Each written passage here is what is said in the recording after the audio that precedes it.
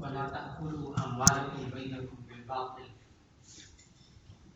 وتدلوا بها إلى الحكام لتأكلوا فريقا من أموال الناس بالإثم وأنتم تعلمون.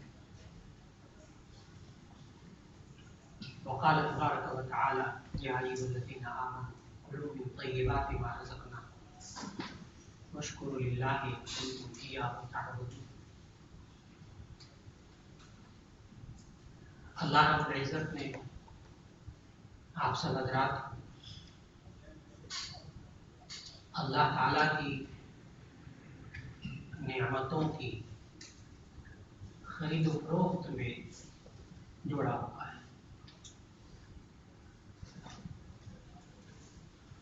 اللہ کے بندوں سے ان نعمتوں کو، چیزوں کو خریدتے ہیں اور اللہ کے بندوں وہ چیزیں بیچتے ہیں۔ اس کو آپ تجارت کہتے ہیں۔ یہ جو بندوں سے سودا ہوتا ہے، اس کو بھی اللہ نے قرآن حکیم میں تجارت کہا ہے۔ اور جو بندوں کا اللہ سے سودا ہوتا ہے، اس کو بھی اللہ نے تجارت کہا ہے۔ یا ایھا الذین آمنوا هل ادلکم علی تجارۃ تنجیکم من عذاب الیم تؤمنون باللہ ورسولہ وتجاہدون الی آخر الآیہ۔ اللہ سے جو سودے بازی ہوتی ہے، میں لفظ سودے بازی کا لفظ جان بوجھ کر استعمال کیا ہے، اس لیے کہ اللہ تعالیٰ نے ہمیں باقاعدہ سودے بازی سکھائی ہے اللہ کے ساتھ۔ ایک آیت میں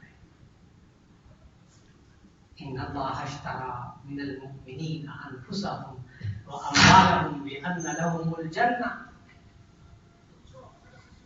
ان اللہ اشتری من المؤمنین انفسهم واموالهم بان لهم الجنہ، کہ بے شک اللہ تعالیٰ نے انسان کے، ایمان والوں کے جان اور مال کو اس بات کے بدلے میں اشترا، خرید و فروخت کا معاملہ کیا ہے، بِأَنَّ لَهُمُ الْجَنَّةَ، کہ ان کو جنت میں۔ اب یہ جو دو جملے عرض کیے ہیں نا، کہ اللہ کی نعمتوں کو آپ بندوں سے لیتے ہیں اور بندوں کو بیچتے ہیں، تو یہ تجارت ہے۔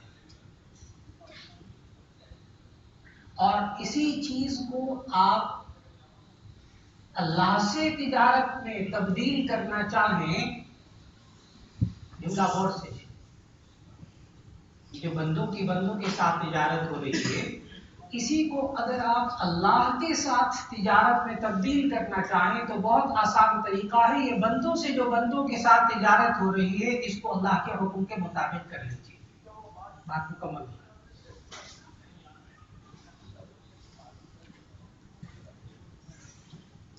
جو آپ ڈیل کر رہے ہیں کسی سے، اس کو شرعی تقاضوں کے مطابق کر لیجیے۔ جو آپ خرید رہے ہیں، اس کو شرعی تقاضوں کے مطابق خرید لیجیے۔ جو آپ بیچ رہے ہیں، اس کو شرعی تقاضوں کے مطابق خرید لیجیے۔ یہ اللہ کے ساتھ آپ تجارت کرتے ہیں۔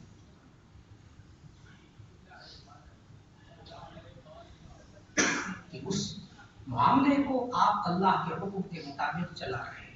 اور یہی سیکھنے کے لیے آپ حضرات یہاں جمع ہوئے ہیں کہ ہم یہ آپس کی تجارت کو ثواب کا ذریعہ کیسے بنائیں، اور یہ آپس کی تجارت کو ہم گناہ سے کیسے بچا لیں۔ بس اور کوئی فکر نہیں۔ آپ سب حضرات اسی فکر کے ساتھ جمع ہوئے ہیں، الحمدللہ۔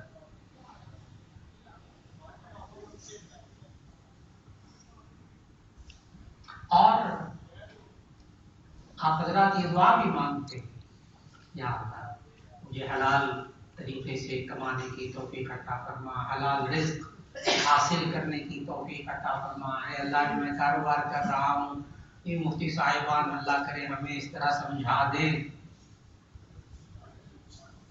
کہ ہم حلال طریقے سے کمانا شروع کر دیں۔ تو آپ فرماتے توفیق عطا، یہ تمام علماء کرام جانتے ہیں کہ توفیق کیا چیز ہوتی ہے.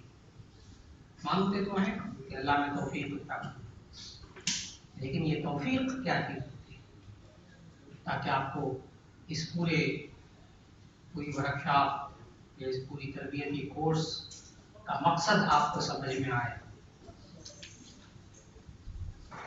کہ توفیق کی تعریف علماء نے یہ لکھی ہے کہ توجیہ الاسباب نحو الخیر. یہ توفیق کی تعریف ڈیفینیشن ہے. توفیق توجیہ الاسباب نحو الخیر، کسی اچھے کام کی طرف، کسی خیر کی طرف اللہ اسباب کو متوجہ کر دے، یہ توفیق ہے.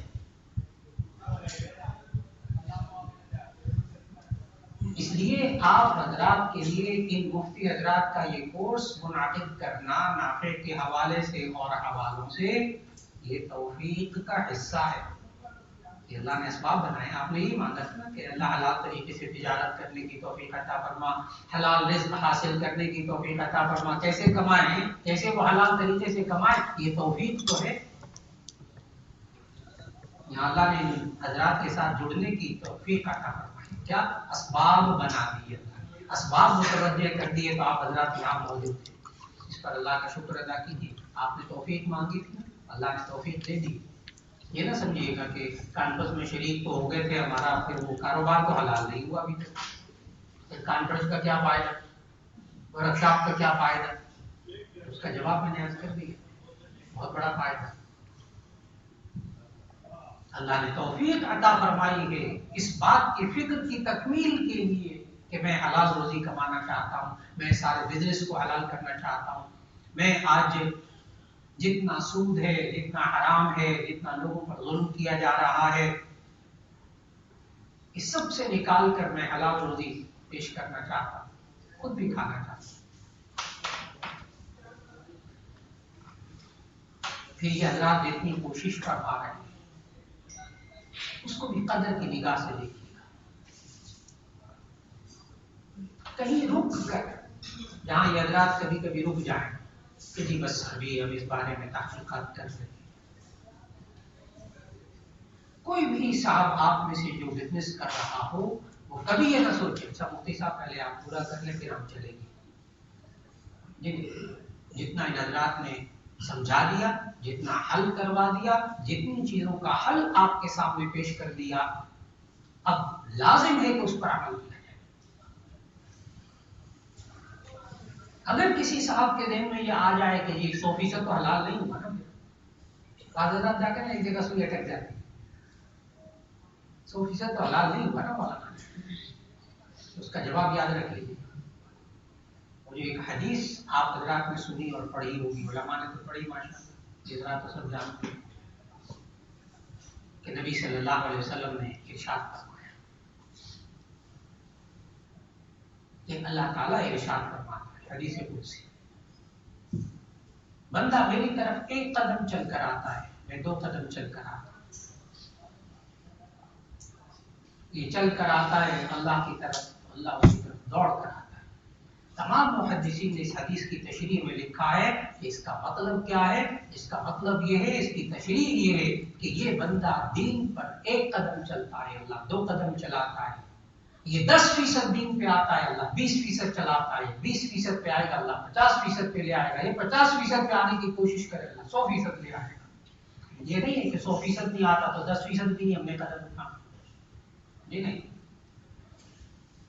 یہ سوال کا جواب دے رہا ہوں کہ جی ابھی تک آپ نے سارا پورا کا پورا جتنا تھا وہ کلیئر نہیں ہوا تو لہٰذا ہم قدم ہی نہیں اٹھاتے ہی نہیں قدم. جی نہیں، آپ 10 قدم تو اٹھائیے، 10% تو اٹھائیے. جن معاملات کو انہوں نے حل کر کے آپ کے سامنے پیش کر دیا ہے، اللہ تعالیٰ مفتی ہاشم صاحب کو جزائے خیر دے، کی عمر میں برکت نصیب فرمائے.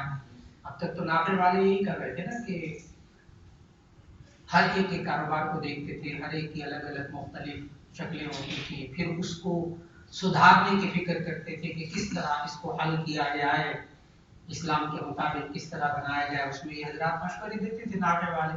مفتی صاحب نے ماشاءاللہ بڑی محنت فرمائی اور محنت فرما رہے ہیں کہ جی اب آپ کے سامنے ایک ماڈل رکھا ہے. حلال بزنس کا ماڈل رکھا جائے کہ ایک بندہ اگر بزنس شروع کرنا چاہتا ہے تو اس کی بیس ہی اس طرح اٹھائی جائے، اس کی عمارت پوری اس طرح اٹھائی جائے کہ وہ حلال پر ہی چلے. اس لیے کہ آٹے والے بس وقت بڑے پریشان ہوتے ہیں کہ جناب اب ٹھیک ہے چلا تو لیا ہے اس طرح، اب آگے کیا کریں. اب اس کی بنیاد اس اوپر ہے، اس کی بنیاد بھی خلاف ہوتی ہے، اس کی بنیاد ہی خراب ہوتی ہے، پھر اوپر جا کر اس کو ٹھیک کرنا اچھا خاصا مشکل. اور اب الحمدللہ ایسی اللہ نے سوچ ان حضرات کی محنت کی وجہ سے، آپ حضرات کی دین کی تڑپ کی وجہ سے اللہ رب العزت نے اب ان حضرات کو توفیق عطا فرمائی کہ یہ انشاءاللہ العزیز اب زیرو سے رہنمائی کرنے پر تیار ہے، تاکہ یہ بندہ جب اپنے بزنس کے الف بے سے شروع کرے، بالکل بنیاد سے شروع کرے، تو اس پر بالکل جائز اور حلال طریقے سے اختیار کر کے اوپر جائے تو انشاءاللہ العزیز اللہ تعالیٰ اوپر چل کر حرام سے بچا لیں.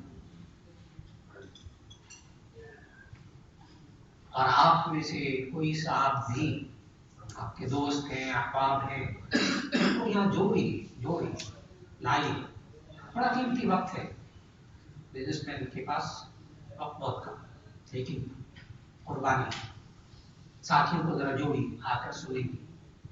ایک دم حلال حرام کے ماہر تو نہیں بنیں گے، ناپے کے مفتی صاحب تو نہیں بن جائیں گے ایک دم 2 3 5 ورک شاپوں سے، لیکن ہوگا کیا، اس سے ہوگا کیا. ایک صاحب تھے، وہ حج کی تربیت لیتے تھے جامعہ شفیہ، بہت سارے احباب آتے ہیں، سینکڑوں آتے ہیں جامعہ شفیہ میں، حج کی تربیت ہوتی ہے. ایک صاحب حج کر کے آئے، حج کر کے 3 4 مہینے گزرے تو آئے، کہتے ہیں مولانا آپ نے بڑے بڑے فضائل سنائے تھے کہ حج کر کے یوں تبدیلی آ جاتی، یوں تبدیلی آ جاتی، میرے اندر تو کوئی تبدیلی نہیں ہے. آپ نے بھی یہ جملے سنے ہوں.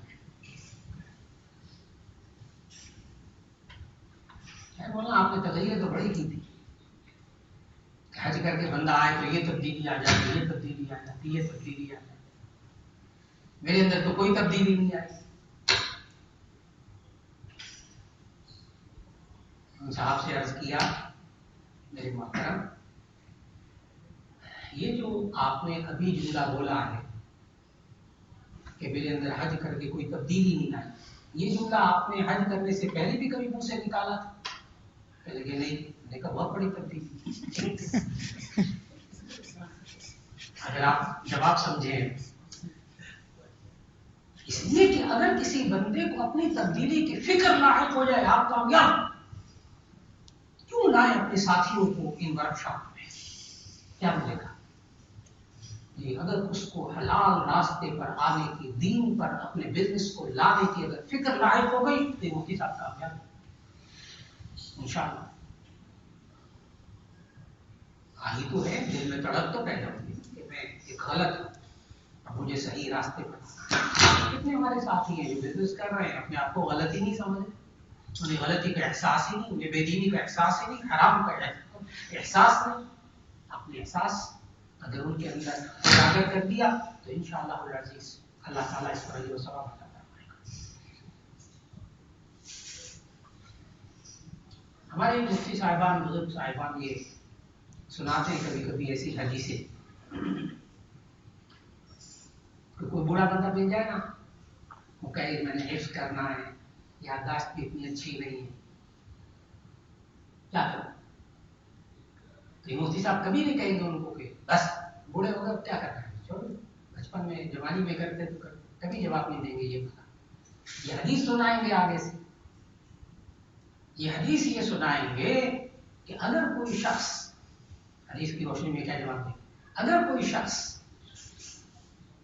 حفظ کرنا شروع کر دے، تھوڑا تھوڑا تھوڑا تھوڑا، یہاں تک کہ بیچارہ مر جائے اور حفظ مکمل نہ ہو تو اس کو حافظوں میں سے اٹھایا جائے، تو اس کو حافظوں میں سے اٹھایا جائے. اگر کوئی اس وقت بزنس مین بڑھاپے میں ہے، اس کو پتا ہے کہ میں اپنی زندگی میں اس سارے بزنس کو حلال پر نہیں لا سکوں گا، لیکن کوشش اگر اس نے شروع کر دی، مفتی صاحب کی زیر نگرانی اس نے کوشش شروع کر دی، اور اگر اس حالت میں اس دنیا سے رخصت ہو گیا تو انشاءاللہ حلال کمانے والے تاج الصدوق الامین مع شہداء والنبیین والصالحین انشاءاللہ. मायूस ना होइएगा, अब जिंदगी इतनी तो रह गई है, मैं तो कुछ भी नहीं कर सकूंगा। जी नहीं, जो कर सकते हैं वो तो कीजिए। जब आप करेंगे इंशाअल्लाह अज़ीज़ अल्लाह ताला आपको लंबी उम्र देगी। और अगर वक्त आने पर इस दुनिया से जाना पड़ गया और आपकी कोशिशें जारी रही, इंशाअल्लाह कामयाब, इंशाअल्लाह कामयाब लोगों में से, हलाल खाने वालों में से उठेंगे इंशाअल्लाह। और फिर जब भी अल्लाह ताला चंद कामों में ये फिक्र अता फरमा दे और आप मुफ्ती साहब से आकर ये कहें अल्हम्दुलिल्लाह मैंने ये चंद कामों में आपके कहने के मुताबिक आराम से अल्लाह ने निकाल लिया है, चंद काम, सारों में से अभी चंद काम। एक साहब थे, वो आकर कहने लगे मैं मौलाना बस 2-3 नमाजें पढ़ लेता हूँ, 2-3 रह जाती। मैंने कहा आप यूं कहें कि मैं 2-3 नमाजें पढ़ लेता हूँ अल्हम्दुलिल्लाह, अल्हम्दुलिल्लाह करें। तो एक साहब आलिम थे, साथ ही बैठे थे, उन्होंने इतराज कर दिया, मौलाना ये भी कोई अल्हम्दुलिल्लाह कहने का वक्त है, नमाज नहीं पढ़ता है। कहते हैं ये तो नमाज नहीं पढ़ रहा है, कहते हैं आगे से अल्हम्दुलिल्लाह कहने चाहिए।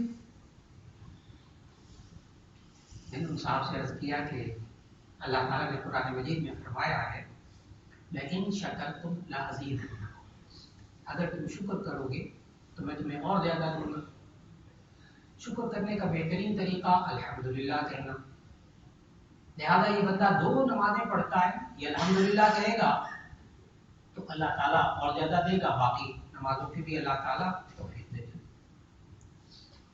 अल्हम्दुलिल्लाह कहा है ना इसने, अब अल्लाह ताला लाजिमन ज्यादा करेगा, लेकिन शकरतुम लअज़ीदन्नकुम, अगर तुम शुक्र करोगे मैं और ज्यादा दूंगा। इसलिए अगर चंद कामों में अल्लाह हराम से बचा ले तो इस पर अल्हम्दुलिल्लाह कहिएगा, इंशाअल्लाह कुछ दिनों बाद आपको मालूम होगा चंद और कामों से भी अल्लाह ने हराम में बचा दिया।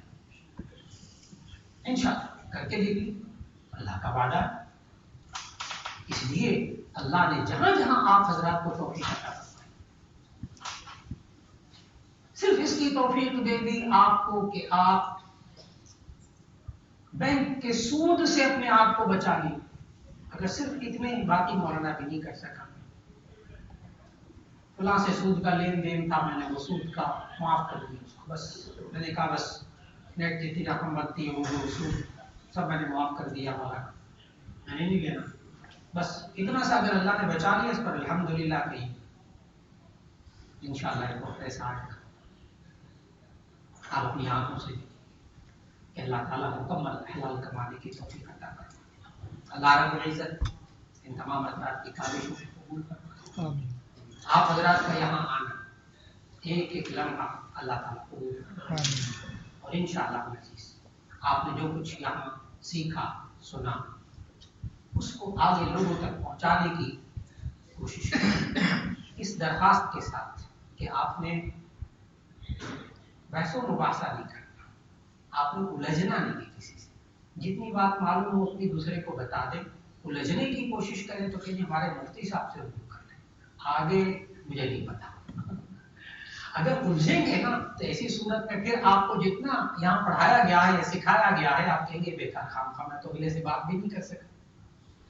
नहीं, बात करना आपके बस में नहीं, वो मुफ्ती साहिबान आप काबू करेंगे उसको।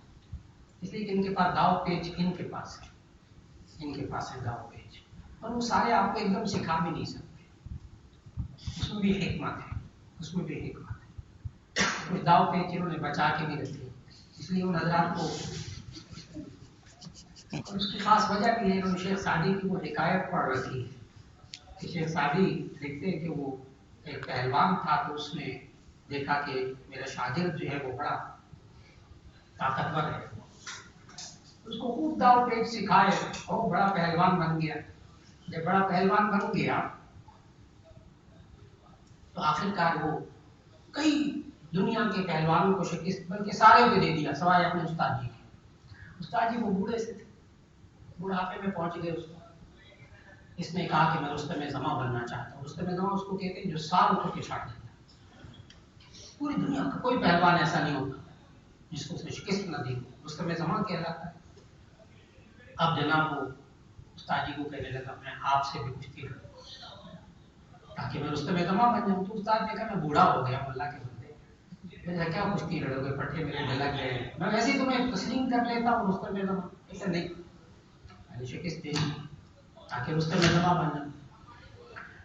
شہزادی لکھتے ہیں کہ وہ بالآخر استاد جی نے کہا چلو تمہاری بھی خواہش پوری ہو گئی, میرے ساتھ بھی دنگل کر. اب جناب بوڑھا استاد اور جوان انسان شادی ماشاء اللہ اتنا طاقتور, کھاڑا لگا, دنیا جمع ہو گئی. استاد اور شاگرد کا مقابلہ, جوان اور بوڑھے کا مقابلہ. چنانچہ جب وہ آپ کو معلوم کہ وہ پہلوان جب جنگل میں آتے ہیں تو ایک دوسرے سے مسافہ کرتے ہیں, ایک ایٹیکیٹس ہوتے ہیں نا کچھ دنگل کے بھی آداب ہوتے ہیں. تو جو ہی وہ شاگرد نے ہاتھ ملایا استاد جی سے سلام مسافہ کیا تو اچت مسافہ کرتے ساتھ استاد جی نے داؤ کھیلا اچت. وہ ایک دم نوجوان کھڑا ہوا مٹی سے, تم بدیانت استاد, تم بدیانت استاد, تم نے مجھے یہ والا داؤ کیوں نہیں سکھایا. استاد نے جواب یہ دیا تھا بوڑھے استاد جی نے کہ یہ آج کے دن کے لیے بچا کے رکھا, یہ آج کے دن کے لیے بچا کے رکھا. ایک خاص بات پر میں نے ایک بات کہی ہے, اگر معلومات ہو جائے تو یہ حضرات جو اکابر ہیں ان کے ساتھ الجھنا نہیں ہے. اگر آپ کو چند باتیں سیکھیں ان سے سلجھاؤ مانگنا ہے. اگر یہ معلوم ہو جائے میں نے بہت مطالعہ کر لیا اسلامی تجارت کا, اس کے اصول کا, اب میں دیکھتا ہوں اختلافی انسان ان سے نمٹتا ہوں, نہیں, بیکار بات ہے, بیکار بات ہے. آپ حضرات جب تک سیکھنے کی پوزیشن میں رہیں گے, یہ مفتی صاحب جانتے ہیں الحمدللہ یہ سب حضرات ابھی تک سیکھ رہے ہیں. عجیب بات ہے, ہم ابھی تک سیکھ رہے ہیں, ہم ابھی تک مطالعہ کر رہے ہیں, ابھی تک طالب علم ہیں, ابھی کامل استاد بھی نہیں بن سکے. 42 سال پڑھانے کے بعد جامعہ شریف ابھی بھی محتاج ہے. اپنی جہالت کا احساس ہوتا ہے, ہر روز احساس ہوتا ہے. علم کا دعویٰ نہیں کر رہا, جہالت کا دعویٰ کر رہا, ہر روز احساس ہوتا ہے. انسان مطالعہ کر رہا ہوتا ہے, جہالت کا احساس ہوتا ہے. یہ بھی نہیں پتا, یہ بھی نہیں پتا, اچھا یہ بھی دیکھنا, یہ بھی حل کرنا, یہ بھی یوں کرنا ہے. اس لیے آپ حضرات سے التماس ہے کہ وہ حضرات جو ان کورسز میں شریک ہو کر مہارت حاصل کر لیں تو اسے الجھنے کی پوزیشن میں نہ آئے بلکہ رہنمائی حاصل کرنے کی پوزیشن میں رہیں. تو انشاءاللہ العزیز اللہ تعالیٰ آپ میں سے ہر ایک کو رہنما بنا دے گا. اللہ رب العزت اس نشست کو, اس کورس کو اور ان حضرات کی محنت کو اللہ تعالیٰ باخر دعوانا الحمدللہ الحمدللہ. اللهم صل على سيدنا ومولانا محمد وعلى آل سيدنا ومولانا محمد وعلى وسلم. ربنا آتنا في الدنيا حسنة وفي الآخرة حسنة وقنا عذاب النار. ربنا لا تزغ قلوبنا بعد إذ هديتنا وهب لنا من لدنك رحمة إنك أنت الوهاب. ربنا تقبل منا إنك أنت السميع العليم وتب علينا إنك أنت التواب الرحيم. وصلى الله تعالى على خير خلقه محمد وآله وأصحابه أجمعين برحمتك يا أرحم الراحمين.